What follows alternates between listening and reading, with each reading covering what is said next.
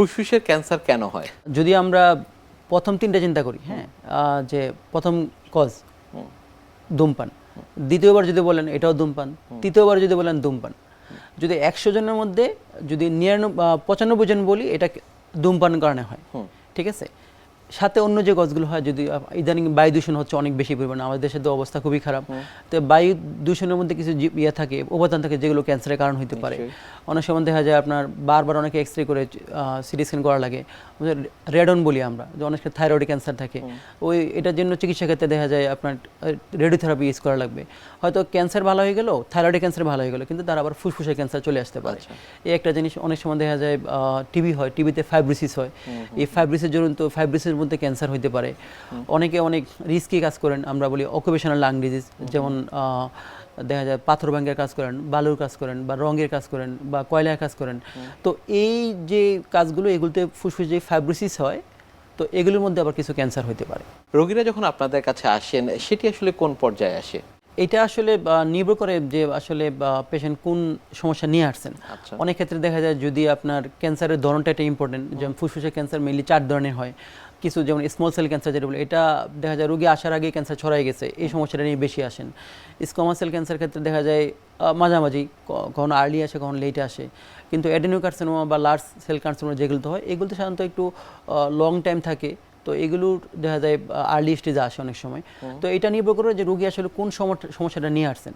যদি কোনো কারণে কাশির সাথে রক্ত যায়, দেখা যায় রোগী ইমার্জেন্সি চলে আসেন আমাদের কাছে। কিন্তু যদি শুধু কাশি থাকে, বা দেখা যায় বা কাশিটা ভালো হচ্ছে না, দেখা যায় অনেক ডাক্তার ঘুরে আসতেছেন, অ্যান্টিবায়োটিক খেয়ে আসতেছেন, ভালো হচ্ছে না, টিবি ওষুধ খেয়ে আসতেছেন, ভালো হচ্ছে না, তখন আমাদের কাছে আসেন। এটা আসলে নির্ভর করবে যে রোগী কোন সমস্যাটা কতটুকু গুরুত্ব দিচ্ছেন, কোন ডাক্তার দেখাচ্ছেন, তার এই কাশির জন্য বা কাশির সাথে রক্ত যাওয়ার জন্য কোন গ্রুপের ডাক্তার দেখাচ্ছেন, এটা একটা বিশাল ফ্যাক্টর। আপনাদের কাছে যখন আসছেন তারা রোগীদের আপনারা কি কি পরীক্ষা নিরীক্ষার মাধ্যমে নিশ্চিত করছেন যে তার ফুসফুসে ক্যান্সার হয়েছে? যখন এরকম কাশি বা কাশির সাথে রক্ত যাওয়া নিয়ে আসে, আমরা বেসিক যে পরীক্ষাটা করি, বুকের এক্সরে করি। এটা কিন্তু আপনার সব জায়গায় অ্যাভেলেবেল, এবং গ্রামগঞ্জে এখন আপনার ডিজিটাল এক্সরে হয়। তো এই একটা এক্সরে কিন্তু আপনাকে গাইড করবে যে আমরা এর পরবর্তীতে কী পরীক্ষা করব।